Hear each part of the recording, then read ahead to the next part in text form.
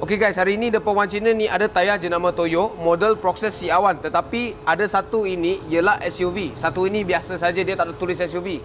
Apa beza antara dua tayar ni? Hari ini Wan Cina nak cerita sikit pasal tayar yang ada SUV dengan tak ada SUV, okey?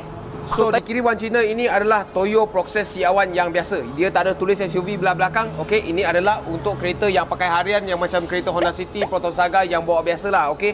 Bawa biasa memang tak ada masalah. Tayar ini akan lebih tahan apa pun, semua ada, okey? Tetapi kita bergerak kepada SUV, okey? So SUV ini dia untuk kereta yang lebih besar, okey?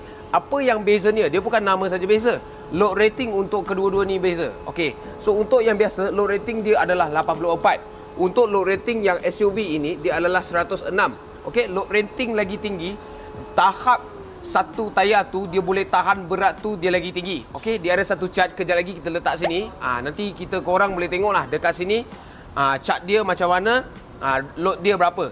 So kereta yang macam Velfire, Alphard, Starex, kereta yang berat-berat macam ni ataupun bawa berat ataupun bawa orang ke, dia boleh pakai tayar Proxes C1 SUV macam Honda CR-V, dua-dua boleh. Okey. Okey, kalau untuk kereta yang besar, dia memang kena pakai yang ada SUV ataupun load rating yang lagi tinggi. Kenapa? Sebab dia dapat tampung berat kereta tu dan juga berat yang dibawa. Untuk tayar biasa, nak pasang dengan kereta SUV tak ada masalah. Tetapi tayar itu akan lebih cepat habis berbanding dengan tayar yang load rating lagi tinggi yang ada SUV. Okey?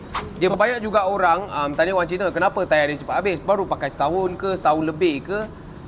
Di sebalik ceritanya, dia pasang tayar yang load rating tak tinggi untuk kereta SUV dia. Itulah menyebabkan tayar dia cepat habis. Okey, itu sahaja untuk kali ini.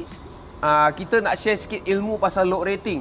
Load rating lagi tinggi, tahap ketahanan berat tu dia lagi tinggilah. Itu yang kita cuma nak faham saja. Senang sahaja untuk bab ini.